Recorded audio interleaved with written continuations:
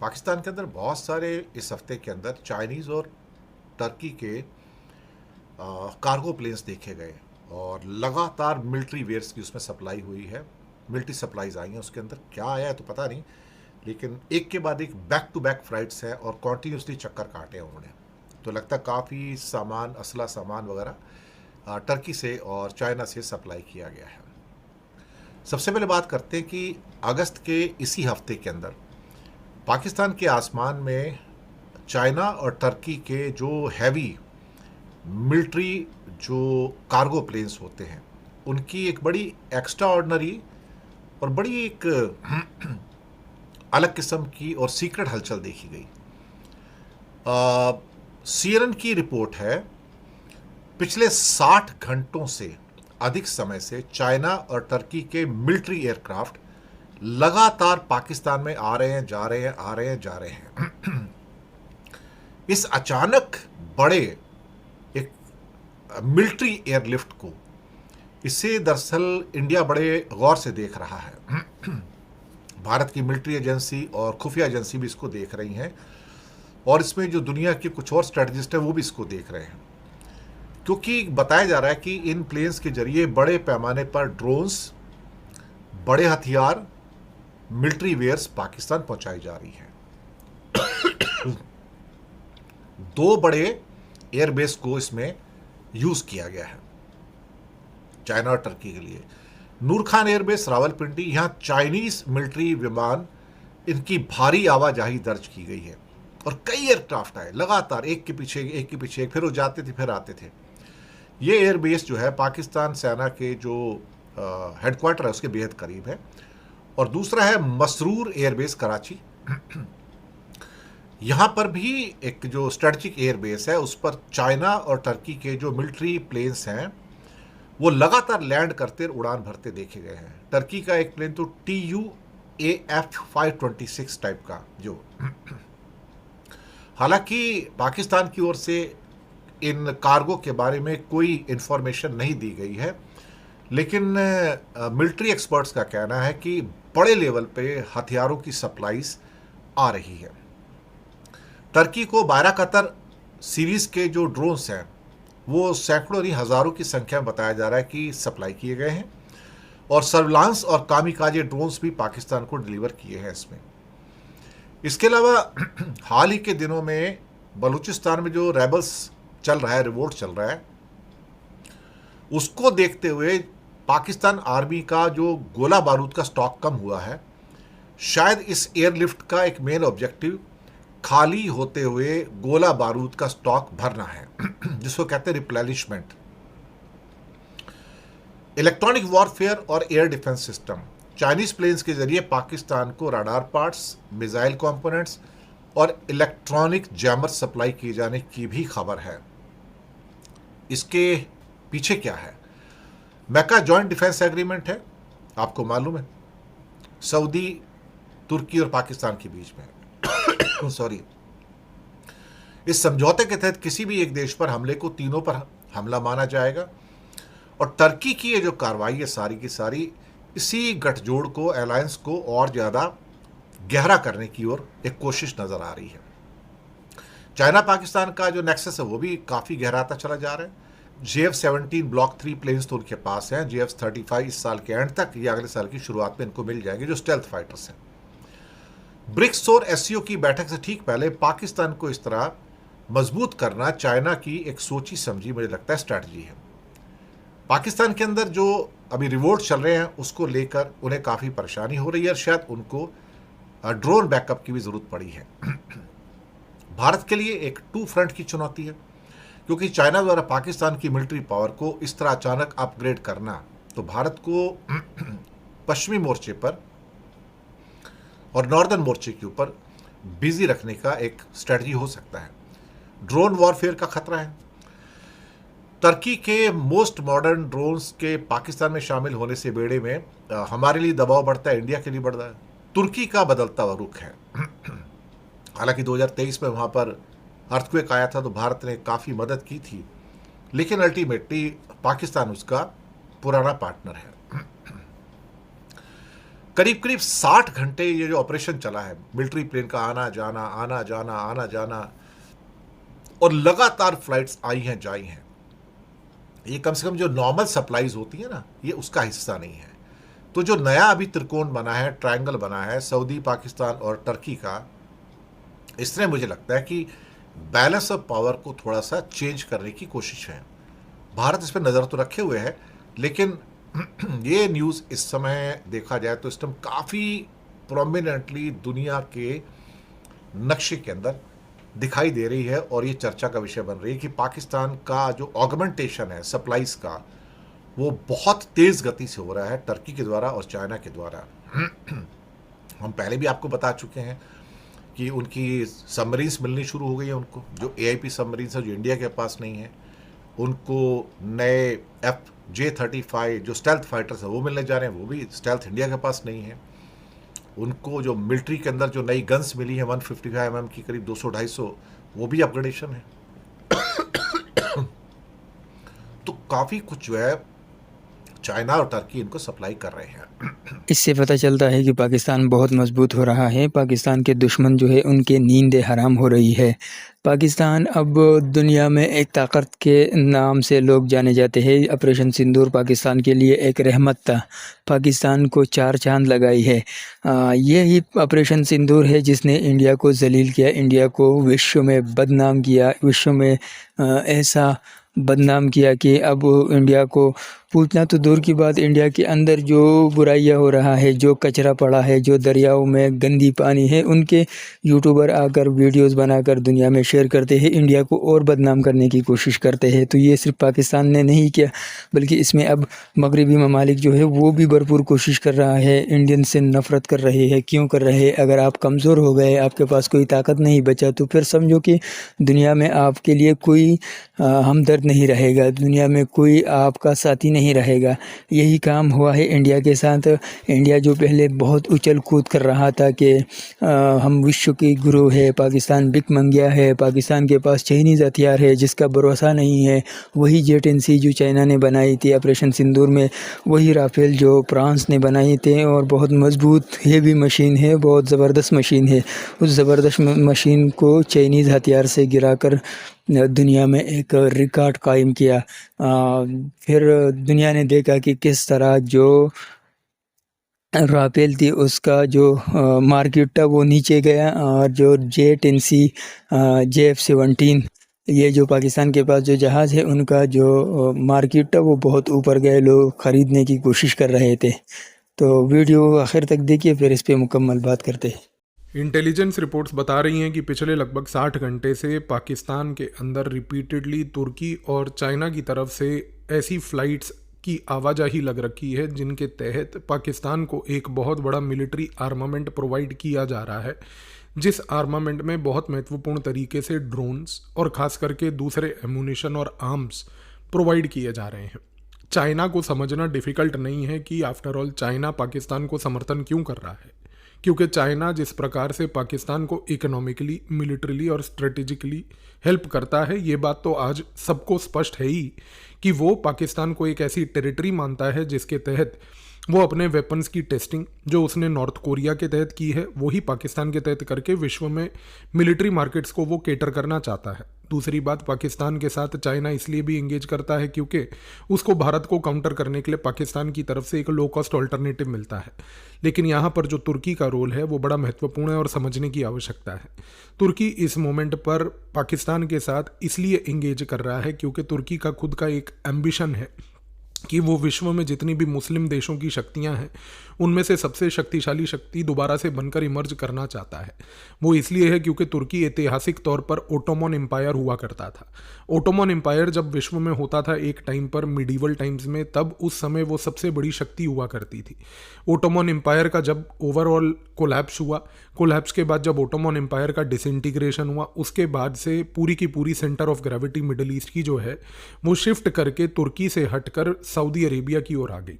America ने जिस प्रकार से सऊदी अरेबिया को, यूनाइटेड अरब एमिरेट्स को और बाकी गल्फ के देशों को GCC के नाम पर, गल्फ कोऑपरेशन काउंसिल के नाम पर जो है एकजुट किया, उससे मिडल ईस्ट में तुर्की के सामने एक बहुत बड़ा कॉम्पिटिटर तैयार हो गया जिसको हम GCC सऊदी अरेबिया लेड आज की डेट में देखते हैं। इस मोमेंट पर एक चीज़ स्पष्ट है कि तुर्की के अंदर अपना ऐतिहासिक तौर पर ओटोमन एम्पायर का रिवाइवल, जिसको हम नियो ओटोमोनिज्म कहते हैं, वो आज की डेट में पहली बात तो हो रहा है। अब सवाल ये है कि ठीक है, तुर्की अगर अपने उस पुराने ओटोमन एम्पायर को रिवाइव करना चाहती है, उसमें कोई इशू नहीं, पर उसमें फिर पाकिस्तान का क्या रोल है? पाकिस्तान का रोल है क्योंकि पाकिस्तान इस मोमेंट पर पूरे विश्व में जाके कहता है कि कश्मीर एक अनफिनिश्ड बिजनेस है पार्टीशन का। पाकिस्तान के द्वारा अगर आप उसके इतिहास को और उसके वहाँ पर लिखी गई किताबों को, जो पाकिस्तान के राइटर्स और पाकिस्तान के मिलिट्री ऑफिशियल्स और डिप्लोमेट्स लिखते हैं, तो अगर आप उन किताबों को एनालाइज करते हो तो वो कश्मीर को एक सेटल्ड इशू मानते ही नहीं। उनके हिसाब से कश्मीर एक अनफिनिश्ड पार्टीशन का बिजनेस है जो कि 1947 से अधूरा है। इस रीज़न से आप देखिए कि पाकिस्तान जो है कश्मीर में जो गतिविधियाँ आज तक करता है, इस फिलोसफिकल प्रीमाइस के बेसिस पे वो अपनी गतिविधियों को एक्सप्लेन करता है। ये जो प्रीमाइस पाकिस्तान का है, ये आज की डेट में तुर्की को बड़ा अपीलिंग लगता है, क्योंकि तुर्की को ये लगता है कि अगर मान लीजिए पाकिस्तान जैसा एक मुस्लिम देश है, जो मुस्लिम देश एक कश्मीर के मसले पे एक स्ट्रगल को आइडेंटिफाई करके बैठा है, तो मेरा इस स्ट्रगल से जुड़ना आवश्यक है। क्योंकि तुर्की को ये लगता है कि अगर मैं पाकिस्तान के साथ इन मुस्लिम देशों में से एक मुस्लिम देश पाकिस्तान का कश्मीर के स्ट्रगल के साथ यदि मैं जुड़ूंगा, तो ये स्ट्रगल से जुड़ने से पूरे बाकी मुस्लिम देशों में एक मैसेज जाएगा कि यदि आपके अंदर भी किसी प्रकार का कोई इस तरीके का कोई स्ट्रगल जियोपॉलिटिकल लेवल पर है, तो वहाँ पर आप देखिए कि सऊदी अरेबिया इस मोमेंट पर मदद करने के लिए तैयार नहीं, बल्कि हम खड़े हैं। यहाँ पर ये जो आइडियोलॉजिकल ओरिएंटेशन लेके पहली बात तुर्की पाकिस्तान की मदद कर रहा है कि मैं आपके वो Kashmir as an unfinished business partition जो है उसको यहाँ पर हेल्प करने में मदद करूँगा, उससे बेसिकली वो एक सिंपैथी जनरेट करना चाहता है। अब अगर आप ये पॉइंट को समझे तब आप समझेंगे कि क्यों तुर्की आज की डेट में गाज़ा पट्टी में भी जो है वहाँ पर गाज़ा स्ट्रिप के अंदर खास करके जो हमास जैसा संगठन है, हरकत अल मुक़वामा अल इस्लामिया, उसका समर्थन करने तक को तैयार था। क्योंकि तुर्की को यही लगता है कि मुस्लिम वर्ल्ड में जहाँ जहाँ पर इस मोमेंट पर स्ट्रगल्स चल रहे हैं, अगर उन स्ट्रगल्स के साथ मैं जुड़ता हूँ तो मेरे साथ एक सहानुभूति, एक सिंपैथी की वेव क्रिएट होगी कि सऊदी अरेबिया सिर्फ अपने पैसों, अपने व्यापार, अपना तेल, इन सब चीज़ों में व्यस्त है और उसको मुस्लिम आइडियोलॉजिकल स्ट्रगल्स के साथ कोई लेना देना नहीं। तो ये थॉट प्रोसेस के साथ तुर्की पहली बात तो पाकिस्तान के साथ जुड़ रहा है। अब देखिए कि तुर्की क्या कर रहा है कि वो बेसिकली यहाँ पर पाकिस्तान को ड्रोन्स प्रोवाइड कर रहा है। अब ये दूसरा विषय है समझने का कि ड्रोन्स क्यों, क्योंकि तुर्की को और पाकिस्तान को एक चीज़ पता है, भारत के पास सरफेस टू एयर मिसाइल्स हैं, भारत के पास बहुत सारा एक मिसाइल आर्किटेक्चर है। Integrated guided missile development programme जो था उसके तहत भी भारत ने एक पूरा मिसाइल आर्किटेक्चर तैयार किया हुआ है। आज की डेट में क्योंकि पाकिस्तान हमेशा से भारत के खिलाफ एक लो कॉस्ट एसिमेट्रिक वॉर लड़ता आया है, जिसमें उसने इनिशियल लेवल पर जिहादियों का प्रयोग किया था, जो जिहादियों को वो लश्कर तैयबा, जैशे मोहम्मद, जमातुद दावा, इन सब संगठनों से जोड़कर भारत में भेजता था। अब उसको ये समझ आ गई है कि क्योंकि मैं डायरेक्टली आज की डेट में एक जिहादी नहीं भेज सकता, तो इस केस में जिहादी का मेरे लिए रिप्लेसमेंट क्या है? तो जिहादी का रिप्लेसमेंट है पाकिस्तान के लिए एक सस्ता ड्रोन।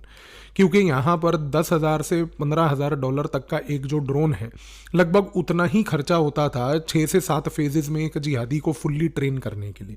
अगर वही खर्चे पे मेरे को एक ड्रोन मिल रहा है जिसमें किसी जिहादी की जान भी नहीं जा रही और उसको भारत भेजने का जोखिम भी मुझे नहीं उठाना पड़ रहा, तो मैं इस ड्रोन का प्रयोग क्यों ना करूं?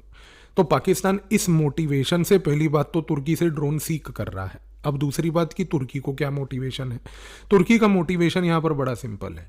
तुर्की एक चीज़ ये समझता है कि देखिए, अगर मुझे मान लीजिए पाकिस्तान का समर्थन उसको ड्रोन्स के तहत करना है, वो इसलिए करना है क्योंकि मैं ड्रोन्स को मैन्युफैक्चर कर रहा हूँ। अब आप यहाँ पर एक बड़ा इंपॉर्टेंट पॉइंट देखिए, तुर्की north atlantic treaty organization NATO का मेंबर है। नाटो का मेंबर होने के बाद भी तुर्की के जो सराउंडिंग एरियाज़ हैं, जिसमें इराक एक है, जिसमें सीरिया दूसरा है, इराक और सीरिया दो ऐसी टेरिटरीज़ हैं जहाँ पर तुर्की ने ड्रोन्स को मैन्युफैक्चर करके इन स्थानों पर प्रयोग किया है। अब तुर्की ने क्योंकि ड्रोन्स को मैन्युफैक्चर करके इन स्थानों पर प्रयोग किया है, क्योंकि दोनों वोलेटाइल टेरिटरीज थीं और हैं भी आज की डेट में, तो यहाँ पर तुर्की ने इन ड्रोन्स के बेसिस पे बहुत सारा डेटा गैदर करके, ड्रोन्स का टेस्टिंग करके अपने ड्रोन्स को परफेक्ट किया है। आज तुर्की के अंदर एक कंपनी है बायरक्तर। ये जो बायरक्तर कंपनी है, ये तुर्की के अंदर इस प्रकार की कंपनी है जो तुर्की की नेशनल इंटेलिजेंस है उस इंटेलिजेंस ऑर्गेनाइजेशन के साथ समर्थन करके पहली बात तो प्राइवेटली ड्रोन्स को मैन्युफैक्चर कर दिए। अब ये जो ड्रोन्स मैन्युफैक्चर हुए इनको इराक और सीरिया में टेस्ट किया, इराक सीरिया में टेस्ट करने के बाद जो है इन ड्रोन्स को अब हम बेचे भी तो बेचे का। अब तुर्की क्योंकि नाटो का मेंबर है तो जाहिर सी बात है कि कोई यूरोपियन कंट्री तो तुर्की से कुछ खरीदेगी नहीं, क्योंकि यूरोपियन कंट्रीज तो अमेरिका से खरीदेंगी। तुर्की क्योंकि नाटो का मेंबर है, अमेरिका कतई ही नहीं चाहेगा कि भाई अमेरिका के जो ड्रोन्स हैं उनके बिकने के बजाय जो है तुर्की के ड्रोन्स बिकें। आप नाटो के अंदर का कॉन्ट्राडिक्शन ही इस चीज़ से समझिए कि नाटो अमेरिका ने बनाया ही इस कारण से था कि हमारे लिए एक परमानेंट 30-40 कंट्रीज़ की एक मार्केट मिल जाए जिनको हम जीवन भर जो है सामान सस्ते लेवल पर बेचते रहें, ताकि उनमें कोई वेपन मैन्युफैक्चरिंग का काम ही ना करे। खैर, हम उस विषय पे जा ही नहीं रहे कि नाटो का यहाँ पर क्या कॉन्ट्राडिक्शन और क्या फ्यूचर है, पर क्योंकि तुर्की नाटो का मेंबर होने के बावजूद नाटो के किसी मेंबर को यहाँ पर अपना आर्म्स एमुनिशन और ड्रोन नहीं बेच पा रहा है, तो तुर्की को पहली बात मार्केट चाहिए, और यहाँ पर उसको मार्केट टेस्टिंग करने के बाद इराक और सीरिया में, पाकिस्तान में मिल रही है। तो अगर तुर्की को मार्केट पाकिस्तान में मिल रही है तो तुर्की क्या करेगा, पाकिस्तान को इस मोमेंट पर ड्रोन प्रोवाइड करेगा। अब ये ड्रोन प्रोवाइड करने से तुर्की को दूसरा एडवांटेज यहाँ पर क्या मिलेगा, तुर्की को ये समझ आ रहा है कि भाई पाकिस्तान यदि ड्रोन्स प्रयोग करेगी तो वो ड्रोन्स किसके खिलाफ प्रयोग करेगी, भारत के खिलाफ करेगी। अगर तुर्की को ये पता है कि पाकिस्तान ड्रोन्स भारत के खिलाफ प्रयोग करेगी तो भारत के खिलाफ प्रयोग करने से इन ड्रोन्स का जो डेटा है, जो एनालिटिक्स है, जो पिछले साल भी पाकिस्तान ने ऑपरेशन सिंदूर के दौरान तुर्की के ड्रोन्स का प्रयोग भारत के ऊपर किया, वो सारा डेटा अब उसको साउथ एशिया की मार्केट से भी मिल रहा है। तो तुर्की के पर्पस के लिए आप समझने की कोशिश कीजिए कि उसको इराक और सीरिया का डेटा तो मिल ही रहा था, अब उसको पाकिस्तान के द्वारा भारत के ऊपर ड्रोन प्रयोग करने से भारत और साउथ एशिया का भी डेटा मिला। तो तुर्की क्या कर रहा है इस मोमेंट पर, वो अपने आर्म्स एमुनिशन को इस अग्रेसिव लेवल पर रिफाइन कर रहा है कि कल को उसको और अपॉर्चुनिटी मिल जाए दूसरे देशों में अपने वेपन्स को बेचने की। तो यहाँ पर जो परिस्थिति हो रही है वो ये है कि अगर मान लीजिए तुर्की इस मोमेंट पर समर्थन पाकिस्तान का करता है, जो वो कर रहा है मिलिट्रीली, चाइना जो इस मोमेंट पर पाकिस्तान का मिलिट्रीली समर्थन कर रहा है, इससे एक चीज़ तय है कि भारत जो इस मोमेंट पर हमेशा चर्चा करता था 2.5 फ्रंट वॉर की, जिसमें एक फ्रंट चाइना है, एक फ्रंट पाकिस्तान है, आधा फ्रंट जो भारत के अंदर के बैठे हुए एनिमीज हैं वो, अब यहाँ पर तुर्की का आ जाना ये एक मल्टी वेक्टर स्ट्रेस है। मल्टी वेक्टर स्ट्रेस इसको इसलिए बोलते हैं क्योंकि यहाँ पर ये एक ऐसा वेक्टर है, यानी कि ये एक ऐसा थ्रेट है तुर्की कि जिसको टैकल करने के लिए भारत को एडिशनल रिसोर्स खर्चना पड़ेगा। तो तुर्की का यहाँ पर साउथ एशिया में आना, तुर्की का पाकिस्तान के साथ समर्थन करना, तुर्की का पाकिस्तान को समर्थन भारत के खिलाफ करना, ये भारत के ऊपर एक एडिशनल स्ट्रेस पॉइंट डालता है, वो भी उस मोमेंट पर जब भारत ऑलरेडी 2.5 फ्रंट से जूझ रहा है। तो इस कॉन्टेक्स्ट में ये जो पिछले 60 घंटे में गतिविधि हुई, जिस गतिविधि के तहत तुर्की ने, चाइना ने मिलकर यहाँ पर पाकिस्तान को इस प्रकार का एमुनिशन और आर्म्स प्रोवाइड किए, उससे एक चीज़ तो स्पष्ट हो जाती है कि यहाँ पर भारत को अपने ही सिक्योरिटी को अब स्ट्रेंथन और यहाँ पर इंश्योर करने के लिए कि कोई आंच ना आए, उसके लिए और रिसोर्सेज को खर्चना पड़ेगा। तो ये एक टिपिकल रिसोर्स डाइवर्जनरी टैक्टिक है, जिस टैक्टिक के तहत भारत अब एडिशनल रिसोर्स अगर यहाँ पर इस मल्टी वेक्टर स्ट्रेस को टैकल करने के लिए खर्चेगा तो अब आप अंदाज़ा लगा सकते हैं कि उतने ही रिसोर्स इकोनॉमिक डेवलपमेंट से डाइवर्ट होंगे।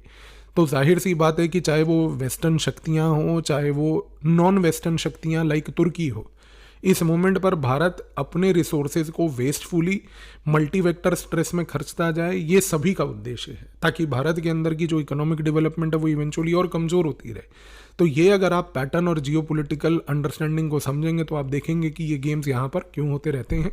आई होप इस वीडियो के बाद आपको ये चीज़ की अब क्लैरिटी हो गई होगी कि तुर्की आफ्टर ऑल पाकिस्तान के साथ इतना क्लोज क्यों है और आगे क्लोज क्यों रहने वाला है। धन्यवाद। हाँ, तो नाज़रीन, आपने वीडियो मुलाहिज़ा फरमाई। अब ये जो पाकिस्तान ने स्ट्रेटजी अपनाई है ना, ये बेहतरीन है। यही स्ट्रेटजी ईरान ने अपनाई थी 40 साल से, और अमेरिका को धूल चटाया, इज़राइल को खंडर में तब्दील किया, अरब ममालिक को नाको चने चबवाया। यही स्ट्रेटजी बहुत बेहतरीन है, पाकिस्तान को भी दुनिया से सीखना चाहिए और अब वो तकरीबन सीख रही है।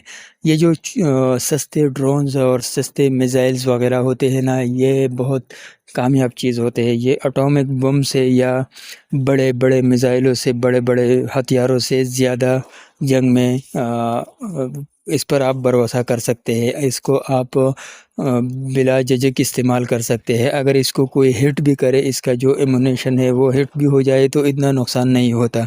तो पाकिस्तान इस पॉलिसी की तरफ जा रहा है। दूसरी तरफ हिंदुस्तान जो है वो इसके बदले अपने डिफेंस पर इसके बाद पैसा खर्च करेगा।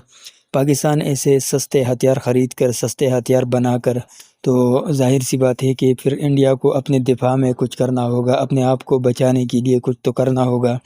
इसलिए अगर वो फिर करते हैं तो उससे उनका जो इकॉनमी है उस पर बहुत बड़ा असर पड़ेगा। उनका जो इकॉनमी है वो बड़ी है, हम मानते हैं, लेकिन वो आबादी के लिहाज से मानते हैं। वो जो बार बार कह रहे हैं कि पाकिस्तान कटोरा लेकर घूम रहा है, पाकिस्तान भिखमंगिया है, पाकिस्तान में लोग भूख से मर रहे हैं। आइए देखिए, पाकिस्तान में ऐसा कुछ नहीं है, बहुत खुश हैं लोग। हाँ, गरीब आवाम जो है, गरीब लोग जो है, ये तो अमेरिका में भी है, हर मुल्क में होता है, चाइना में भी होता है। पाकिस्तान हिंदुस्तान से बहुत आगे है और ये वक्त ने साबित भी किया है और साबित भी करता रहेगा। तो पाकिस्तान की ये पॉलिसी जो है, इसके साथ हम मुत्तफ़िक़ हैं। मैं समझता हूँ कि ये बहुत ही बेहतरीन है। और जो पहले रशिया से, पहले चाइना से हमारे ताल्लुकात थे, इसके बाद हमने ताल्लुकात टर्किया से और भी बहुत से ममालिक से बनाए हैं। लेकिन जो टर्किया, सऊदी अरेबिया और ये जो डिफेंस हुआ है उनके साथ, ये नया नहीं है। ऑपरेशन सिंदूर में देखिए तो ये दो ममालिक भी थे, उन ममालिक में शामिल थे जिन्होंने पाकिस्तान की मदद की थी। इससे पहले पाकिस्तान के जो न्यूक्लियर हथियार है उसमें सबसे ज़्यादा मदद, सबसे ज़्यादा पैसा सऊदी अरेबिया ने लगाई है।